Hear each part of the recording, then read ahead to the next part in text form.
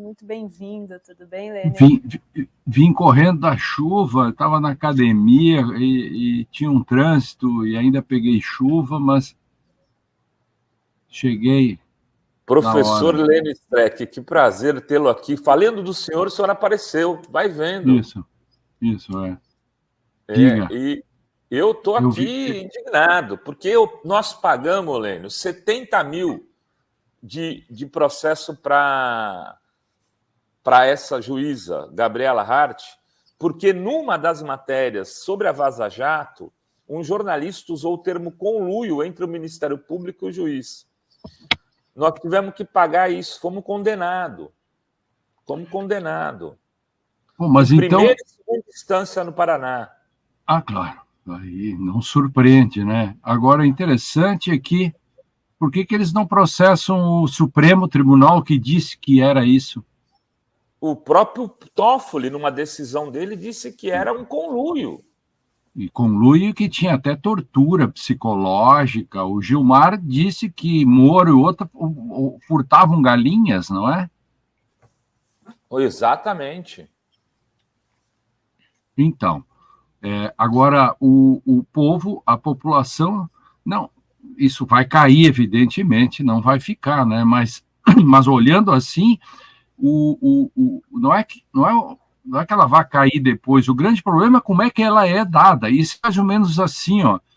Quando o sujeito recebe um habeas corpus no Supremo porque furtou bombons, as pessoas dizem, ele recebeu um habeas do Supremo, que absurdo, o Supremo tem que decidir isso. Sim, mas o problema é que alguém prendeu ele, alguém denunciou, alguém processou, e o tribunal negou o recurso para chegar no Supremo. Esse é o caso.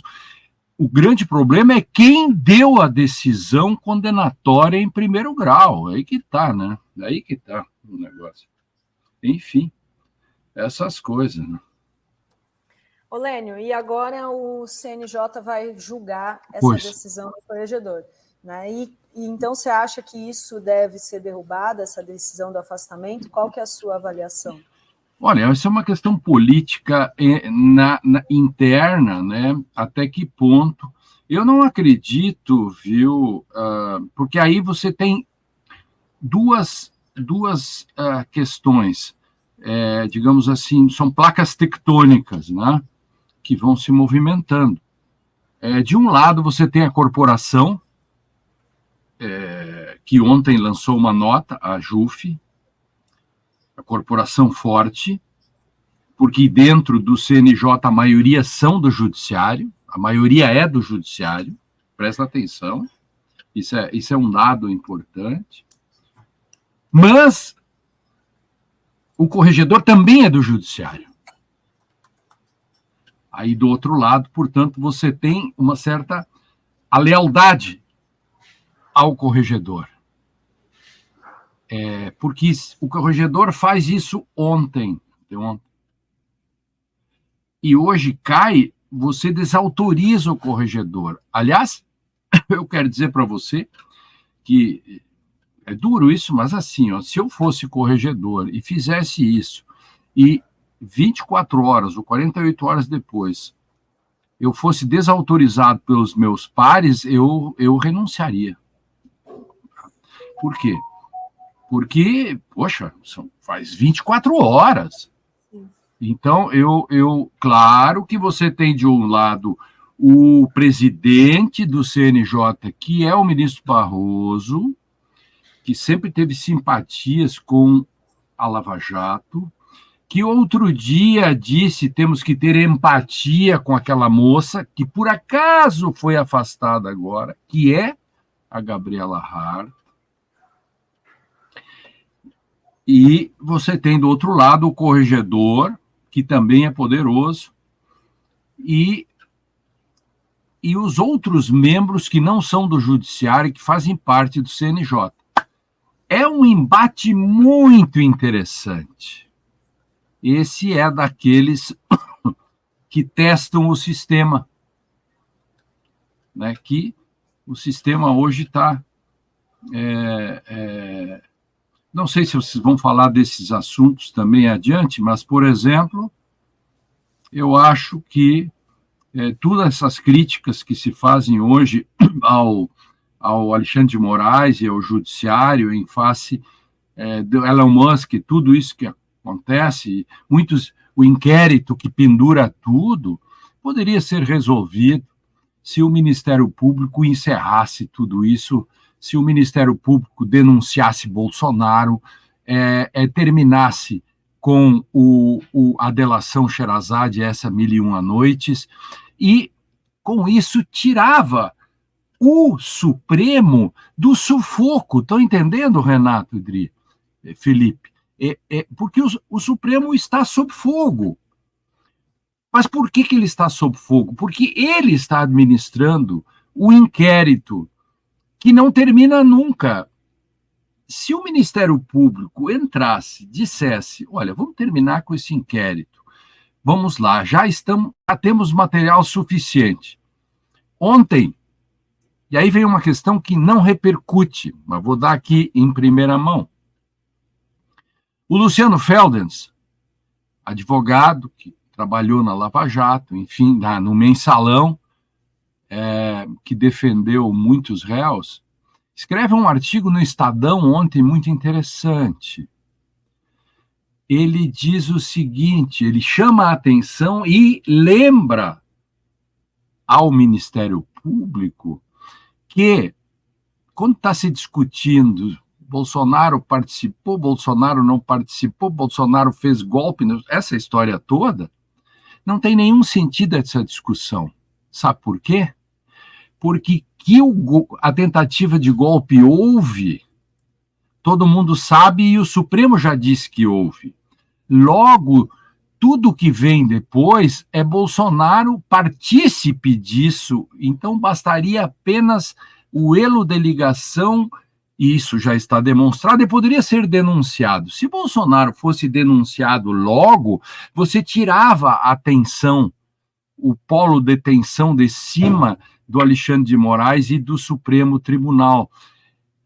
Mas tudo se encaminha muito devagar. O CID já tem prova suficiente para pegar CID, Bolsonaro, vacina, cartão falso, tudo. Nada acontece. Agora eles vão para os Estados Unidos para ver a questão das joias. Mas o que mais precisa para fazer? Está entendendo o que eu quero dizer? Tem coisas que o sistema de justiça poderia e tem mecanismos para fazer, digamos, uma distensão,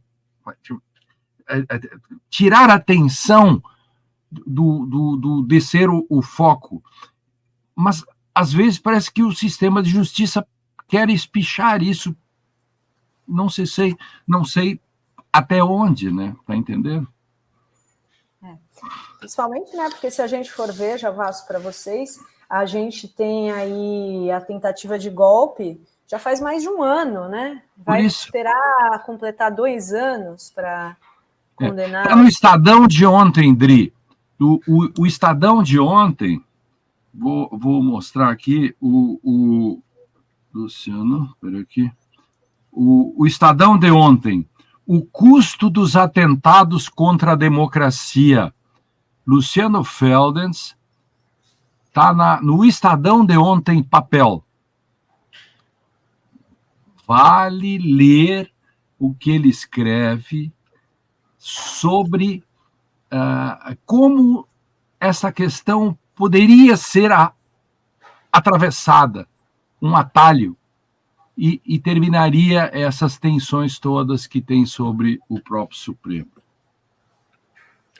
Por outro lado, Lênio, também me parece, a gente já discutiu isso aqui algumas vezes, que o Supremo e o próprio Xandão, o Alexandre de Moraes, passam a ter um extremo cuidado com esse processo para que não haja nenhum erro, nenhuma filigrama que possa ser contestada.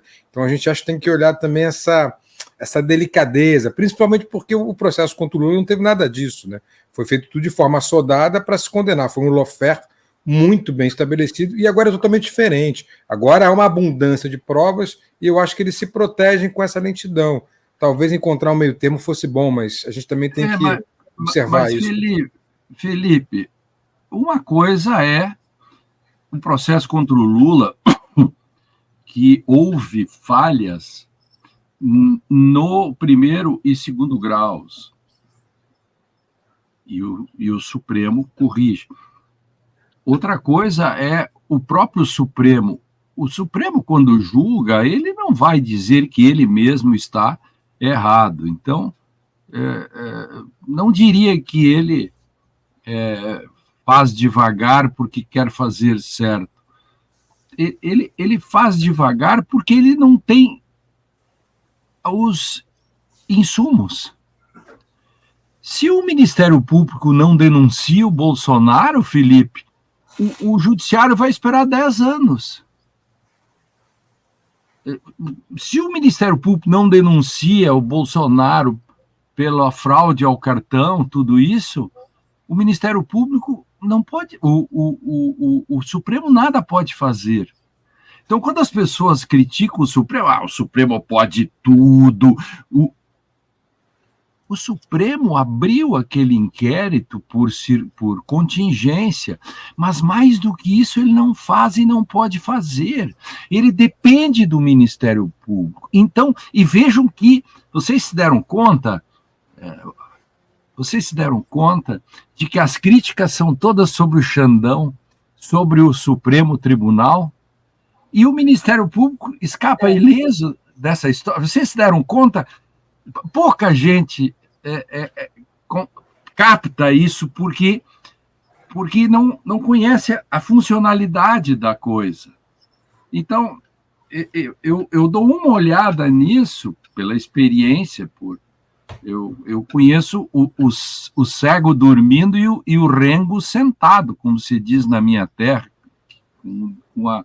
com o perdão do politicamente incorreto, mas na minha terra continua se dizendo isso, é que com a experiência que se tem, a gente vê logo isso. Por isso que Pedro Serrano e eu e alguns sacamos o negócio em 2014, 2015. Ninguém dizia que tudo isso poderia estragar a democracia e que era nulo, etc. Só 3 ou 4 pessoas, 5, diziam, olha isso, porque a gente, modéstia às favas, como diz o Gilmar Mendes, e veja que o próprio Supremo entrou na pataquada no início, né, até vitaminou a Lava Jato. A gente tinha visto isso, eu fiz o debate com o Sérgio Moro, em 2015, e disse na cara dele, digo, com juízes como você, isto aqui vai dar errado. 2015, abril de 2015, há 9 anos atrás.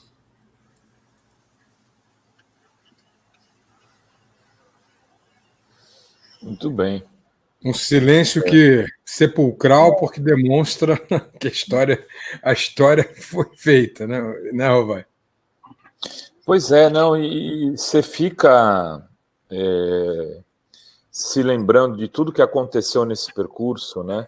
E eu tinha pedido até para a Adri separar um vídeo da Gabriela Hart interrogando o Lula, Lênio. Isso. Eu queria que você reassistisse e pudesse falar, inclusive, sobre o comportamento do Ministério Público naquele dia.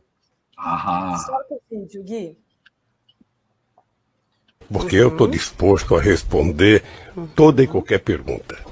Eu sou dono do sítio ou não? Isso o senhor que tem que responder, não eu, doutor, e eu não estou sendo interrogada nesse momento. Não, quem me acusou.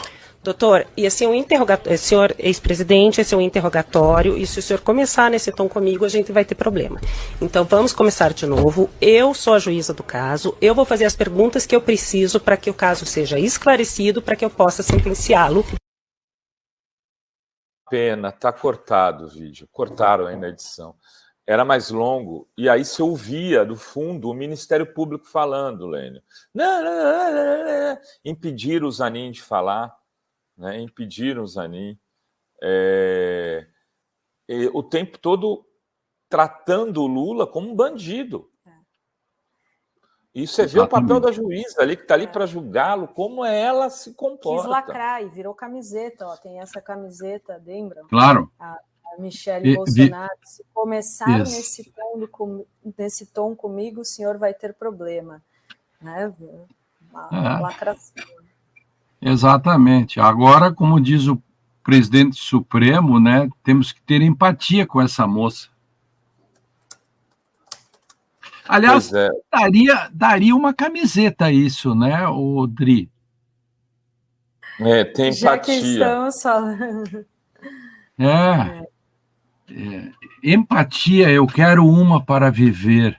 Sabe? Né? Parafraseando Cazuza. Agora vou... de novo, é hoje que vai ser julgado ou amanhã? Hoje? Está sendo julgado agora. Está sendo julgado agora, a gente está até aqui retransmitindo. Às vezes tu consegue captar alguma coisa. Eu precisaria ver se o Plínio tem alguma coisa deixa aí. Deixa eu ver aqui com eles, com a redação, como que tá. Porque há uma possibilidade grande de pedido de vistas, né? A gente tem acompanhado isso. Sim, mas o pedido de vista não devolve eles ao cargo, né? Não. Então, quem pede a vista aí vai espichar o tempo, né? Vamos Olha ver. só, tem uma pergunta aqui da Débora Caiafa. Ela diz: por que o MP não age? Continuamos no reino Aras? Pois é, né? Pois é. O que você está achando do Gonê? Do Gonê? Bom, ele entrou num terreno minado, né? Outro dia eu falei que achava, né, dentro dessa minha perspectiva toda, em que ele tem que se dar conta, o Ministério Público, de que tem que destensionar o Supremo. Eu dizia que até o final de maio ele limparia as gavetas e terminaria com isso e dava uma folga para o Supremo nesse negócio do inquérito. Ou seja, por quê? Porque se você começar a dizer, o inquérito terminou porque eu estou denunciando... Como é que termina um inquérito? Quando o Ministério Público faz o processo. Ele denuncia. Então, o Ministério Público denunciando, ele termina todo o inquérito, que todo mundo critica, e o Supremo consegue andar de novo muito tranquilo. Então, veja como é importante, e isso é a minha esperança de que o Paulo Gonê se dê conta disso, né? que ele se dê conta disso. Eu estou num programa agora. Agora não é hora de ligar para ele. Felipe Rovais, você tem uma pergunta? Eu estava lendo aqui um tweet do Roberto Bertoldo, advogado do Collor, do Bolsonaro. Não, Bertoldo que foi processado pelo Moro. Foi, tá. Né? E ele está dizendo o seguinte, que naquela conversa que o Moro teve com o Gilmar Mendes, que o Gilmar teria chamado ele de ladrão de galinha, o Moro foi lá para conversar com o Gilmar porque sabia já da decisão da Corregedoria. Então, teria pedido ao Gilmar, nesta conversa, para dizer para ele que, olha, eu não sei, estou sabendo da Gabriela Hart aí, mas queria dizer que eu não tenho nada a ver com isso. Que eu nunca soube dessa história de fundação. Eu não me meti nisso. Porque a Hart, no depoimento dela na Corregedoria, ela diz que consultou juízes mais antigos no cargo do que ela para discutir o assunto. Ou seja, consultou o Moro. E ele já foi para tentar livrar a barra e disse que a fundação seria presidida pelo Carlos Fernando. Eu nunca entendi porque o Carlos Fernando, no auge da Operação Lava Jato, ele deixa a Lava Jato. Agora fica claro.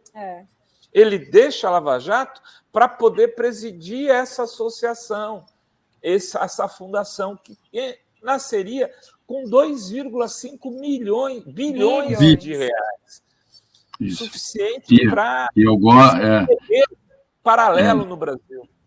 Eu gosto... dominado por essas pessoas da Lava Jato, da Dallagnol. Fariseus, né? Expulsemo-lo do templo, né? Os fariseus estão aí e fazem todo um discurso, né? Se você e a mídia, inclusive, dá espaço. Outro dia esse Carlos Fernando deu uma entrevista na Folha de São Paulo. Outro dia o Dallagnol apareceu de novo. Como é que a mídia... claro, porque eles foram fornecedores durante a Lava Jato, porque os diálogos, e a gente todos sabemos que jornalistas e jornaleiros recebiam informações privilegiadíssimas de dentro da Lava Jato, né? Então, claro que por isso eles continuam recebendo afagos da grande mídia, né? Porque a grande mídia não lhe solta a mão, né? Ninguém deixa ninguém para trás, né? Um pouco disso, não é? Então, por isso, de novo, é tão importante. E veja, outra vez, o corregedor está tratando da questão do judiciário. O Ministério Público, com o seu CNMP, está tratando da participação de seus membros ou ex-membros no imbróglio que o CNJ está cuidando? Esta é uma pergunta. Aliás, eu tenho uma terceira, Lênio. Uma terceira. Que tem que ligar para o Ministério Público e perguntar, e dizer, vem cá, para o CNMP, o que estão fazendo com relação a isso? Eu tenho uma terceira. Além dessa primeira e dessa segunda, o Ministério Público vai também oferecer denúncia contra esses senhores, porque não pode ficar só no campo administrativo, né? Claro, exatamente. Tem que ir para o campo penal. Eu me lembro de chegar em Curitiba e ver um outdoor na porta do aeroporto com esses caras todos de braços cruzados, como se fossem os Vingadores, Dallagnol e Moro à frente, em forma de V. Assim, é algo inacreditável, o que, obviamente, demonstra que esse braço bilionário, esses 2,5 bilhões, seriam usados para formar um braço político muito forte. Então, acho que tem essa terceira pergunta. E eu passo para você. Quando é que vai acontecer a denúncia penal? Isso. Como é que é esse processo? Como é que é esse procedimento? Esse procedimento tem que ser tocado pelo Ministério Público, né? E quem vai tratar disso é o Ministério Público, como são procuradores da República,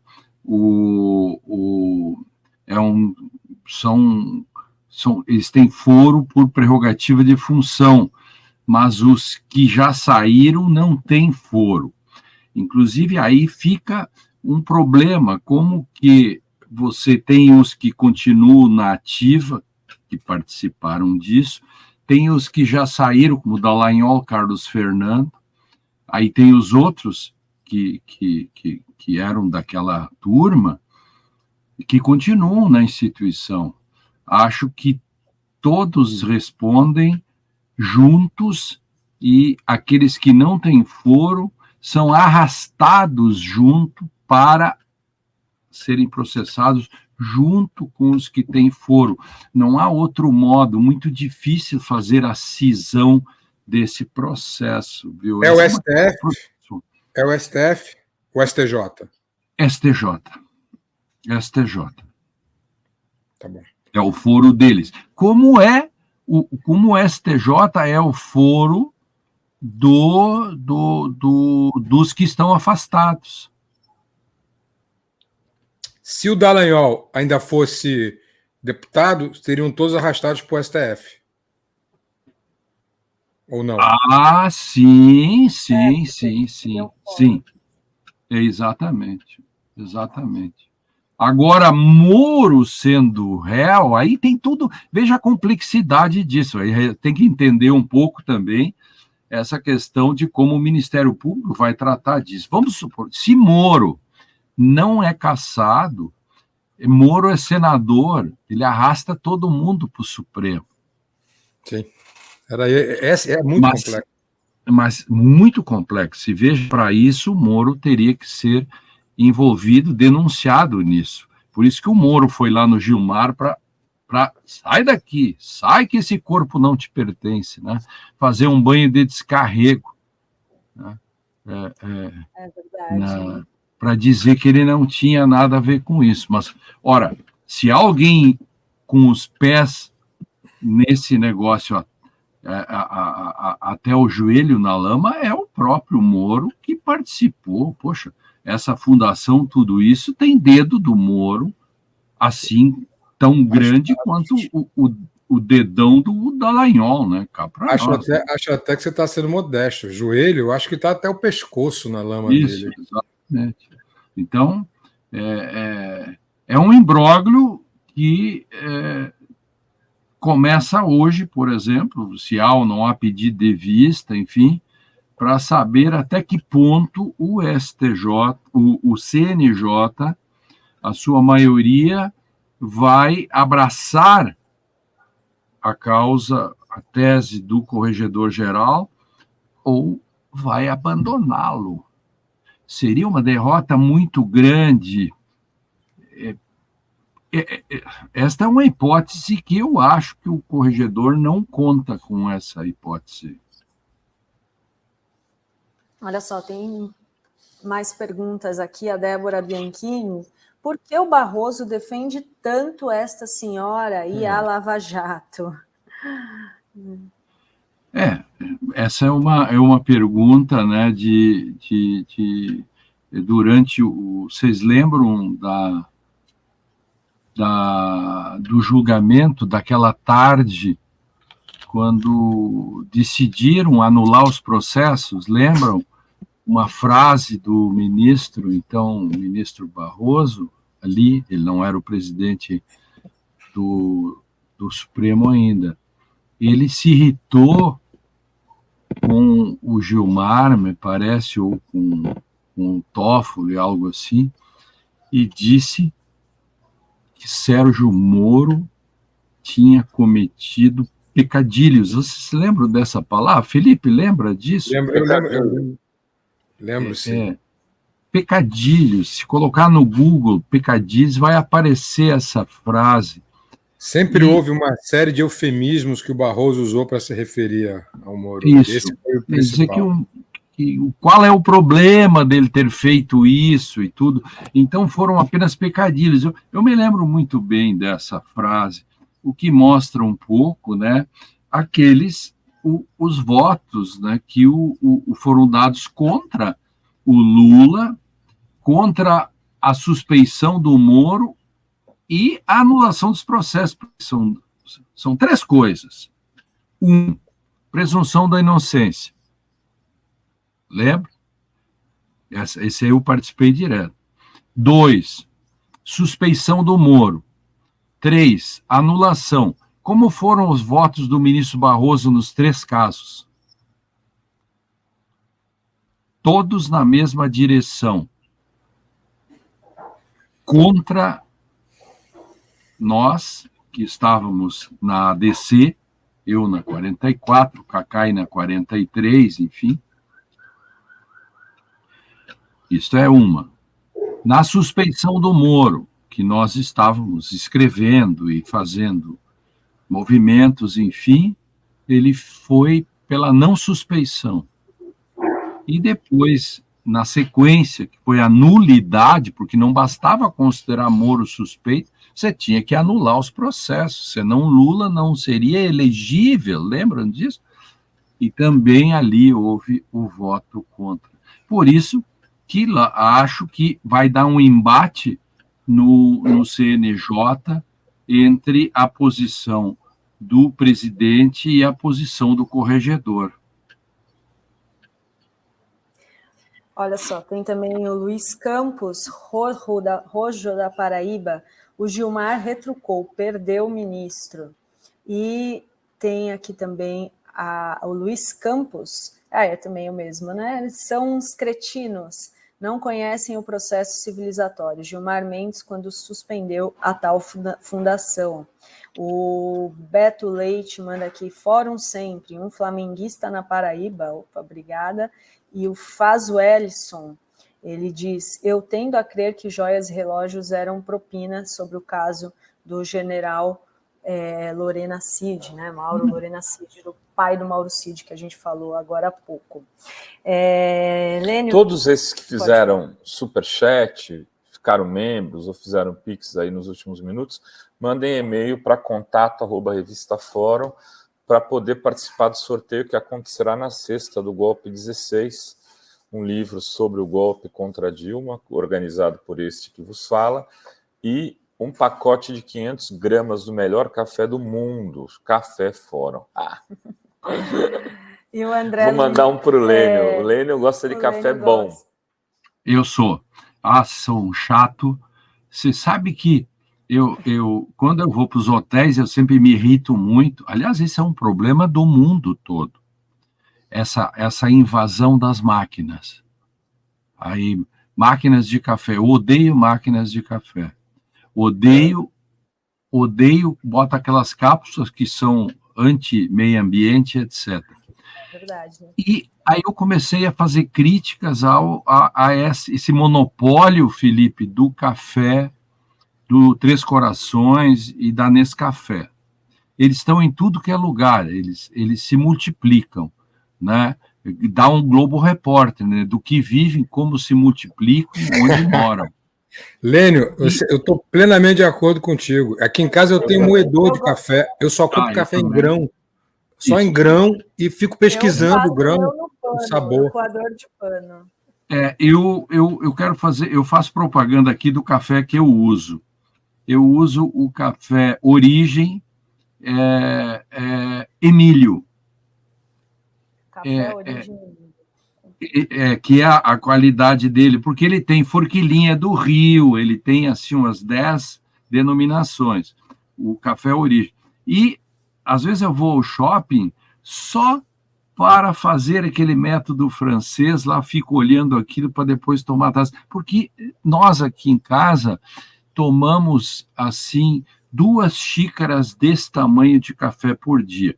Quando eu acordo, a gente moe o café, faz tudo isso, Felipe, todo um ritual, porque você tem que sentir claro, a rubiácea, né? A rubiácea, que é o nome científico do café. Você sente a infusão de rubiácea, e aí depois do almoço a gente faz outra xícara, e depois das 2 da tarde a gente não toma mais café, porque dá rebote, a gente fica com insônia, mas nós tomamos 2 xícaras assim de café por dia, né? Sempre fresquinho.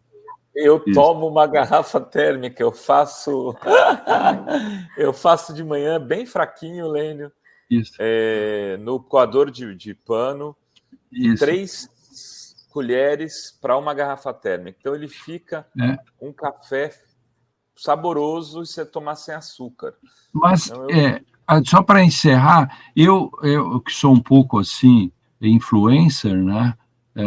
Sem querer ser, eu tenho mais de 100 mil seguidores nessas coisas aí de Twitter e Instagram, embora eu use pouco, sou bem comedido, né? Eu não acho que eu tenho que contar minha vida nas redes sociais.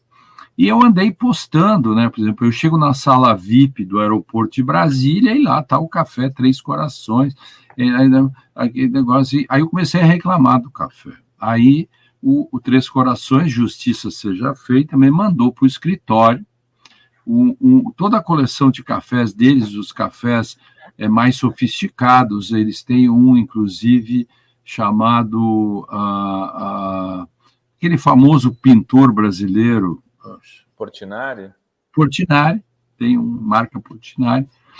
E eu vou começar agora, uma vez por semana, 2 vezes por semana, experimentar um por um, para depois eu dar a minha avaliação, porque eles pediram. Aí eu vou te mandar o da Fórum para você avaliar junto, Lênio. Por favor, eu sou uma espécie de um barista ad hoc, entendeu? Sim. Muito bom. Muito bem, Lênio. Obrigado pelo papo, meu amigo. Lênio Streck, o jurista barista. Exatamente. Exatamente, o jurista barista, né? E que gosta de coisas sofisticadas. Vinhos. Eu fico. Quando eu estava na Itália, e eu vi aquelas pessoas chegam no balcão e tomam um café assim forte e saem. Eu fiquei observando aquilo. Aí eu falei com um amigo e disse assim: por que eles não botam na veia? Faz assim. Eu não consigo entender como que as pessoas. Porque o café tem que ser. Aí o contrário disso é aquele café americano, um copão desse tamanho, né? Por isso que eles tomam bastante, porque ele é mais fraco, né? Imagina se eles tomassem aquela quantidade de café italiano. Imagina. Deus o livre. Valeu, Lênio. Obrigado, meu amigo. Até a próxima. Salve, Valeu. salve. Salve, salve. Vai, Lênio Streck, mas calma, gente. Vai subir aqui ele, que é o eterno presidente do Barão de Itararé. Ele nega, mesmo sob qualquer... Miro Borges, diretamente do Guarujá. Bem-vindo, tudo bem? Salve, Miro. Sem som. Sem som, Miro. Eu sempre esqueço essa merda. Tudo bem, Rovai? Tudo bem, André? Felipe? Tudo bem, mestre? Tudo bem. Tudo bom. O Lênio, além de jurista brilhante, ainda dá aula sobre café. Porra, meu. Rapaz. Gosta de café, gosta de vinho, deve gostar de charutos também. Estão perguntando aqui. Lênio gosta de charutos? Ele está aqui ainda. Diga, Lênio, diga. O Altamiro. Claro, mas ontem à noite eu fui num encontro de futebolistas. Eu sou gremista, eu sou do lado do bem, o mundo se divide entre bons e maus, né? O Armagedon da Bíblia será travado na arena tricolor. E claro, tomávamos um bom Bramari, né? Que é o vinho sofisticado, que é da família Cobos, e o anfitrião, gremista da Cepa, disse: e agora vamos aos puros.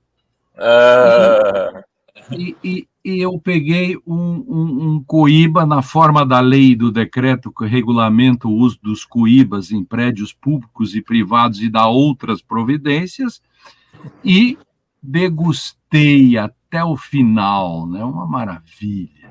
Foi bom ou coibinha? Não, era o normal, não era o grandão. Robustozinho. Isso.